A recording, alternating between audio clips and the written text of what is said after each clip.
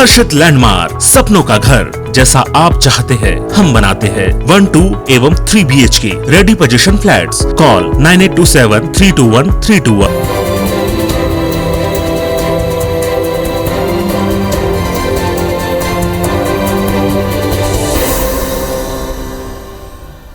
नमस्कार, मैं हूं शिरीष मिश्रा। छत्तीसगढ़ की बात में आप सभी का स्वागत है।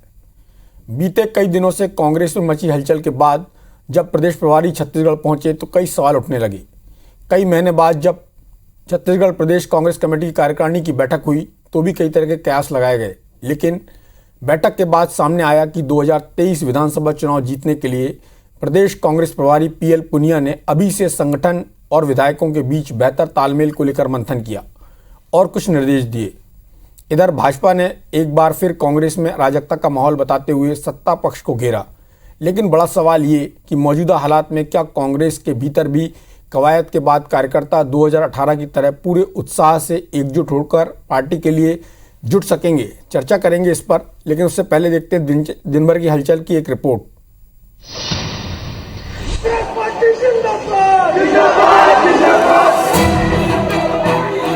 छत्तीसगढ़ में 2023 विधानसभा चुनाव से पहले सत्ताधारी कांग्रेस पार्टी किसान, गरीब, मजदूर और आदिवासी वर्गों को पार्टी के साथ जोड़े रखना चाहती है। पार्टी का दावा है कि राज्य की 60% से ज्यादा आबादी के लिए सरकार के कामों की बदौलत कांग्रेस अगले विधानसभा चुनाव में भी जीत दर्ज करेगी। लेकिन कांग्रेस पार्टी के सामने सबसे बड़ी चुनौती है सत्ता और संगठन के बीच सामंजस्य बैठाए रखना। विधायकों और मंत्रियों का तालमेल, आम कार्यकर्ताओं की समस्याओं पर वक्त रहते सुनवाई, इन्हीं मुद्दों पर कार्यकारिणी की बैठक में प्रदेश प्रभारी PL पुनिया ने मुख्यमंत्री भूपेश बघेल और प्रदेश कांग्रेस अध्यक्ष मोहन मरकाम की मौजूदगी में लंबी बातचीत की। दरअसल पहले भी कांग्रेस कार्यकर्ताओं ने विधायकों की शिकायत पुनिया से की थी, जिसके बाद दिए गए निर्देशों का पालन कराने को लेकर एक बार फिर से मंथन हुआ है। कार्यकर्ताओं को क्या शिकायतें हो सकती है, आमतौर से क्या शिकायत होती है, उसके ऊपर चर्चा हुई। तो विधायकों और संगठन के बीच में सामंजस्य स्थापित करने के बारे में, उसके बारे में चर्चा हुई। तो बहुत विषयों पर, हर विषय पर चर्चा हुई जो कि संगठन को मजबूती ला सकता है। इधर कांग्रेसी खेमे के असंतोष को लेकर अक्सर सत्ता में खींचतान का आरोप लगाकर कटाक्ष कर रही है। परंतु पुनिया जी अगर आए हैं तो जरा ये स्थिति स्पष्ट करें, जो छत्तीसगढ़ में स्थिरता का माहौल हो गया है, पूरी तरह यहाँ का विकास अवरुद्ध हो गया है और आज तो ये स्थिति हो गई है कि छत्तीसगढ़ ऐसा लगता है कि भगवान भरोसे है। जाहिर तौर पर लंबे समय बाद प्रदेश में बनी कांग्रेस सरकार से आम जन के साथ साथ पार्टी नेताओं को भी काफी उम्मीदें रही हैं, जिनके पूरा न होने पर कार्यकर्ताओं का गुस्सा और असंतोष पार्टी की मुश्किलें बढ़ा सकता है। और इसी पर लगाम कसने कांग्रेस पार्टी ने अभी से अपने नेताओं और कार्यकर्ताओं की नाराजगी दूर कर मिशन 2023 के लिए तैयारी तेज कर दी है। बड़ा सवाल ये कि इन निर्देशों पर अमल कितना होता है और इसका जमीनी असर कितना हो पाता है। सौरभ सिंह परिहार, IBC 24, रायपुर। चलिए देखते हैं कांग्रेस की इस बैठक का क्या नतीजा निकला और कांग्रेस की इस बैठक के क्या मायने हैं। प्रदेश प्रभारी बहुत लंबे समय बाद आए, तो क्या 2.5 घंटे की बैठक ही पर्याप्त थी और केवल राजधानी में बैठक हो जाने से सारी समस्याओं का हल हो गया? कांग्रेस मजबूत हो गई या कांग्रेस मजबूत हो जाएगी? अगले चुनाव में क्या कांग्रेस के कार्यकर्ता उसी तरह काम करेंगे जैसे 2018 में जी जान लगाकर काम किया था? हमारे साथ कांग्रेस से विधायक चंद्रदेव राय जी हैं। चंद्रदेव जी, आपका बहुत बहुत स्वागत है। भारतीय जनता पार्टी से कृष्णमूर्ति बांधी जी हैं। नमस्कार। आप मस्तूरी से विधायक स्वास्थ्य मंत्री रह चुके हैं। बांधी जी, आपका भी बहुत बहुत स्वागत है। सबसे पहले चंद्रदेव राय जी, आपसे ही बात कर ली जाए, चूँकि आपकी पार्टी का मामला है। एक छोटी सी बैठक हुई, करीब 2.5 घंटे की बैठक थी, जिसमें आपके प्रदेश कार्यकारिणी के लोग थे, विधायक भी नहीं थे। और ऐसी स्थिति में विधायकों के बाद व्यवहार को लेकर चर्चा हुई, मंत्रियों के बाद व्यवहार को लेकर चर्चा हुई। बहुत समय बाद मंत्री से मिलिए कार्यक्रम भी शुरू हो गया है राजीव भवन में। क्या एक दिन की बैठक में सारी समस्याओं का हल निकल जाएगा या फिर एक दिन की बैठक में आप 2023 की रणनीति बना चुके हैं?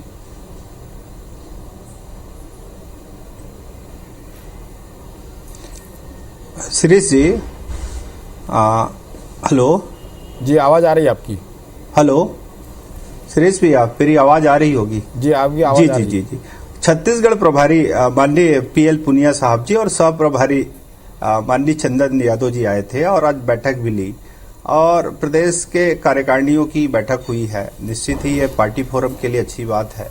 आगामी 2023 में कांग्रेस पार्टी जब चुनाव लड़ेगी तो छत्तीसगढ़ के यशस्वी मुख्यमंत्री भूपेश बघेल जी के नेतृत्व में जो छत्तीसगढ़ सरकार ने बेहतर काम किया है, पूरे हिंदुस्तान में छत्तीसगढ़ के कामकाज को लेकर जो चर्चा है, जो मॉडल स्थापित हुई है, चाहे वो नरवा गरवा घुरुआ बाड़ी की काम हो, चाहे वो जैविक खाद कंपोस्ट खाद बनाने की बात हो, चाहे गोबर खरीदी की बात हो, यहाँ को किसानों को मिलने वाले 2500 रुपये कुंटल की खरीदी की बात हो, किसानों की कर्जा माफी की बात हो, वन अधिकार के पट्टा देने की बात हो, ये सरकार की जो कामकाज योजना है उसको जन जन तक पहुंचाने की बात है।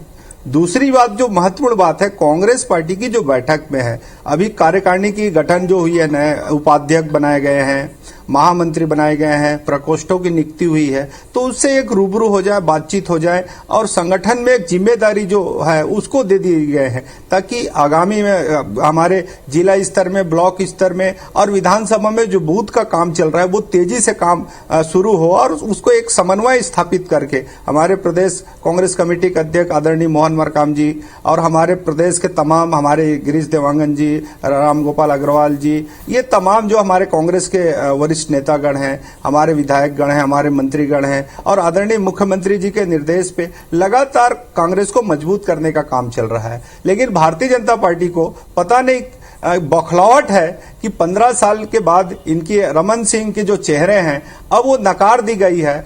इनके प्रभारी पुरेंदेश्वरी ने छत्तीसगढ़ में ये कह दिए कि अब रमन सिंह के चेहरे पर चुनाव नहीं लड़ेंगे। तो चलिए आप रमन सिंह की बात को रमन सिंह जी की चर्चा छोड़िए और भारतीय जनता पार्टी की चर्चा छोड़िए, आपकी पार्टी में आज दिन में क्या हुआ? जैसा आप बता रहे वैसा ही हुआ कि इससे अलग कुछ और हुआ? नहीं, हमारी पार्टी जी ऐसा कुछ भी नहीं है। भूपेश बघेल जी के नेतृत्व में आगामी 2023 की भी चुनाव होगी और भूपेश बघेल जी ने जो काम हिंदुस्तान में पहला एक मॉडल है सवाल राय जी, आप मेरा सवाल समझ नहीं पा रहे हैं। पूरे विश्व में पहला स्टेट छत्तीसगढ़ है जहां गोबर 2 रुपए किलो राय जी की जा रही है। चंद्रदेव राय जी, जैविक खाद बनाया जा रहा है आज देश के लिए। चंद्रदेव राय जी, मैं सरकार की योजनाओं पर बहुत चर्चा कर चुका हूं और अभी मैं सीएम के बारे में चर्चा नहीं कर रहा हूं। जो वहां पर चर्चा से निकल के आया वो ये आया कि विधायकों के बाद व्यवहार को लेकर कार्यकर्ता परेशान है, विधायक ढंग से उनकी बात सुनते नहीं है, मंत्री उनकी बात सुनते नहीं, ये बात है। सीएम को लेकर, योजनाओं को लेकर वहां कोई बात नहीं हुई, ऐसा पता चला है। देखिए शिरीष भैया जी, मीडिया अलग बात कर रही है, हमारे कार्यकर्ता सब बात को समझते हैं। और रही बात विधायकों की बात है तो हमारे प्रभारी जी ने संगठन को, विधायकों को और मंत्रियों को आपस में बैठकर समन्वय स्थापित करने की बात है। तो पार्टी फोरम उनको ये क्यों कहना पड़ा कि विधायक अपनी मर्यादा में बात करें, वो ऐसा कोई विवादास्पद बयान ना दें? यदि बयान देंगे तो उस पर संज्ञान लिया जाएगा, उस पर कार्रवाई की जाएगी। तो कौन से विधायक हैं जो ऐसा काम कर रहे हैं? हमारे छत्तीसगढ़ में भूपेश बघेल जी के नेतृत्व में बहुत अच्छा काम हो रहा है और किसी को भनक इस बात की है कि इनको तकलीफ है कि विधायक और मंत्री इन लोग सिर्फ लड़ाने का काम, फंसाने का काम, फूट डालने का काम, ये तो भारतीय जनता पार्टी की रीति में है। चलिए अच्छी बात है, भारतीय जनता पार्टी की रीति नीति में है, ऐसा आपका कहना है। कृष्णमूर्ति बांधी जी, आपकी पार्टी पर आरोप लगा रहे हैं कि आपकी पार्टी इस तरह की बातें फैलाती है, जिसके कारण क्योंकि आप सत्ता में आना चाहते हैं और डॉक्टर रमन सिंह के चेहरे को लेकर भी उन्होंने बहुत सारी बातें की हैं।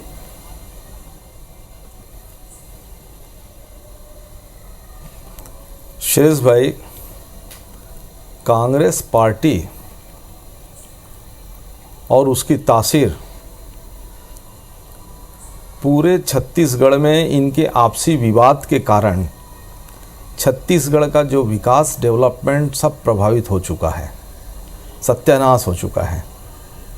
यहाँ तक कि इनके नेता लोग जिस नरवा गोबर 2 रुपये किलो गोबर खरीद रहे हैं, उसको देखने के लिए राहुल गांधी जी को कई बार न्योता दे चुके हैं, पर वो न्योता स्वीकार नहीं कर रहे हैं, इनको गोबर देखने के लिए आ नहीं पा रहे हैं। बड़ा आश्चर्य है।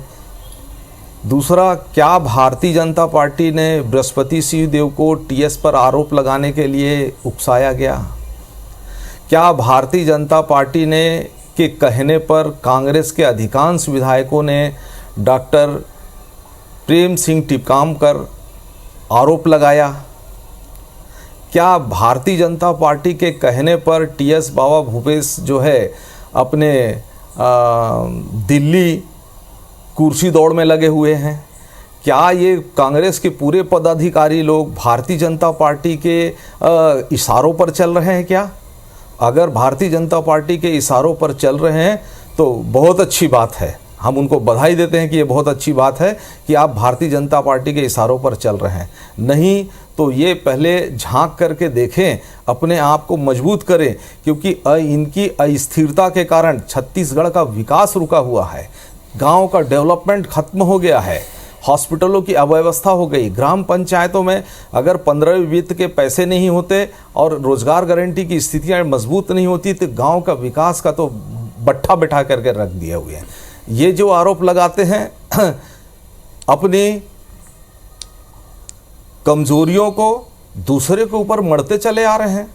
हमेशा ये इसी के कारण के है, कई वर्षों से इन लोग एक ही बातचीत कहते आ रहे हैं। जैसे राजीव गांधी कहते थे मैं 1 रुपये भेजता हूँ वो 15 पैसे पहुँचते हैं, ऐसे आरोप लगा करके ऐसी बात कर करके सदियों से चले आते। इनकी तासीर हुई आज भी है, जनता ने इनको पूर्ण बहुमत के साथ दिया, बड़े विश्वास के साथ जनहित में निर्णय लेते रहना चाहिए था। इनके आपसी विवाद के कारण छत्तीसगढ़ के भविष्य दांव पे लगा हुआ है, कर्जों पे लदा हुआ है, अराजकता की स्थिति है, यहाँ पर अपराध की श्रेणियाँ इतनी बैठी हैं कि बांदी जी इनकी सरकार चंद्र अनुसूचित जाति का ही है। बांदी जी, कांग्रेस की सरकार क्या कर रही है और आपकी पार्टी क्या कर रही है उस पर विचार होना चाहिए। आपकी पार्टी क्या उस तरह की तैयारी कर रही है जैसी कांग्रेस की तैयारी चल रही है? जैसा कि चंद्रदेव राय जी कह रहे हैं कि बूथ मैनेजमेंट को मजबूत करने की बात की जा रही है, वहाँ पर कार्यकर्ताओं को ट्रेनिंग दी जा रही है। आपकी पार्टी अभी किस स्तर पर काम कर रही है? यदि कांग्रेस से आपको लड़ना अगले चुनाव में तो आपकी तैयारी क्या है? आपकी पार्टी कहाँ पर है? आपकी पार्टी जिस स्थिति में है उस स्थिति से आगे जाने के लिए आपकी पार्टी क्या कर रही है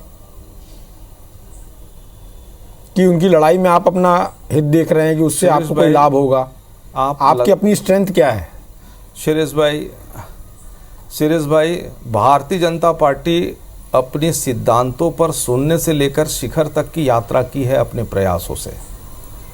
भारतीय जनता पार्टी सदैव प्रयत्नशील रहा है और अपनी कर्मठता से आगे बढ़ता है। बीच के कुछ कालखंड ऐसे होते हैं जो किसी न किसी कुछ बात ऐसी आती है जिसके कारण जो है भारतीय जनता पार्टी की यात्रा रहती, लेकिन भारतीय जनता पार्टी अपने पूर्ण विश्वास और निष्ठा के साथ प्रगति गए। बूथ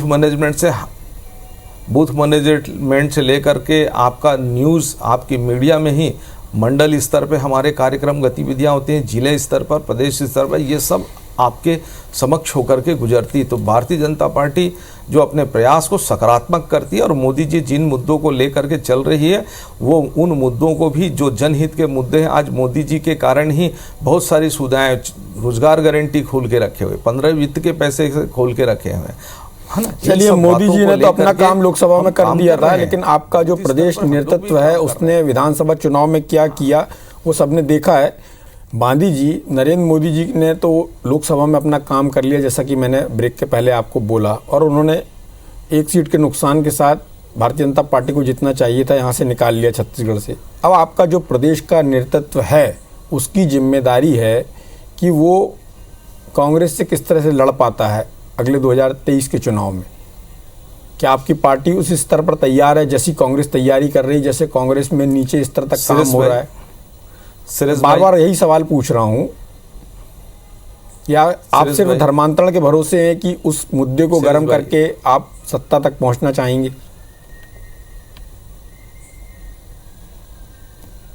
सुरेश भाई, भारतीय जनता पार्टी अपने दायित्वों को, विपक्ष की जिम्मेदारियां भी हैं, हम संगठन की भी जिम्मेदारी, विपक्ष में उन मुद्दों को अभी तक उठाते चले आ रहे हैं, जनता के सामने आप लोग के माध्यम से लाते हैं कि किस तरीके से भू माफिया है उसकी प्रदेश में है, किस तरीके से कानून व्यवस्था है, किस तरीके से किसानों के ऊपर अन्याय हो रहा है, धर्मांतरण को लेकर के रह रहे हैं, किस तरीके से छत्तीसगढ़ की शांति भंग करने का प्रयास हो रहा है, इन, है ना, किस तरीके से दारू की, शराब शराब को लेकर के दूसरे राज्यों से लेकर के प्रदेश में आना, ये सब मुद्दों को विपक्ष के होने के नाते पे उठाया जा रहा है। संगठनात्मक तौर पर भी हमने अपने प्रयास कर रहे हैं। हम लोगों की पूरी बैठकें मंडलीय स्तर से लेकर के जिले स्तर तक हमारे संपन्न हो चुके हैं। बूथ स्तर पे भी हमारी तैयारी अपनी हो चुकी है और भी उसको मजबूत करने के लिए समय समय पर संगठनात्मक जिम्मेदारियां और काम चलती रहती है। ये सतत प्रक्रिया है संगठन को मजबूत करने के लिए, जिसमें भारतीय जनता पार्टी के कार्यकर्ता बड़े विश्वास के साथ और मुस्तैदी के साथ लगे हुए हैं। इसमें हम इनके कांग्रेस के समान ऐसा नहीं है कि जो पूरे छत्तीसगढ़ में अभी 2.5 वर्ष के अस्थिरता के दौर से हम लोग गुजर रहे हैं और छत्तीसगढ़ के भविष्य को, छत्तीसगढ़ के डेवलपमेंट को हम दांव पे लगा करके काम नहीं कर रहे हैं।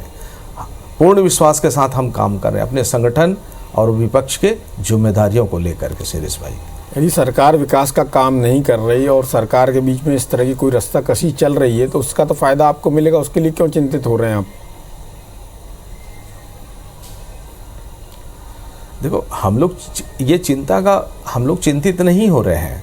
हम तो इनको बोलते हैं कि भैया आपको मौका मिला है, आप ईमानदारी से अपना दायित्व को निभाएं। लेकिन इन लोगों को जिस तरीके से कांग्रेस का है, पूरे बहुमत से इनके बीच में अहंकार डेवलप हो गया है और 2.5 वर्ष का जो आंकड़े के फेर में लगे हुए और इनके आला कमान भी स्पष्ट नहीं करती, कोई स्पष्ट वक्तव्य नहीं देती। इनके ऊपर में खुद अनिर्णय की स्थिति में रहते हैं, निर्णय नहीं कर पाते। स्पष्ट निर्णय देना चाहिए कि क्या है वास्तव में। इनके अभी तक कि इनके बड़े माननीय राहुल जी हैं, वो स्पष्ट वक्तव्य अभी तक के नहीं आया। वो दे देते, बात खत्म हो जाती, वो भी अद्धर में लटका के रखे हुए। और ये उसके कारण क्या है, पूरे कुर्सी दौड़ में लगे हुए हैं। छत्तीसगढ़ की जनता इसी उपापों में बढ़ी हुई है। हर तरफ आंदोलन का वातावरण बना हुआ है। कर्मचारी लोग आंदोलन कर रहे हैं। कर्मचारियों को जो वादा निभाया गया था उसमें भी लगभग अपने वादा को निभा नहीं पा रहे हैं। आंदोलन की राह पे बैठे हुए राय जी से बात करते हैं। इस तरीके से पूरे छत्तीसगढ़ का चंद्रदेव जी, कृष्णमूर्ति बांदी जी लगातार आपकी पार्टी पर आरोप लगा रहे हैं। वो बोल रहे हैं कि ऐसी स्थिति अनिर्णय की स्थिति है जिसके कारण काम नहीं हो रहा, विकास नहीं हो रहा और आपकी पार्टी के शीर्ष नेताओं को स्थिति क्लियर करनी चाहिए। और विकास को लेकर बात कर रहे हैं कि विकास नहीं हो रहा, प्रदेश में तरह तरह के आंदोलन हो रहे हैं। कहीं ज़्यादा सफलता आपकी पार्टी के लिए बोझ तो नहीं बन गई है? और जैसा कि उनका कहना है कि आपकी पार्टी के अंदर एक अहंकार डेवलप हो गया है, इन बातों में कितनी सच्चाई है?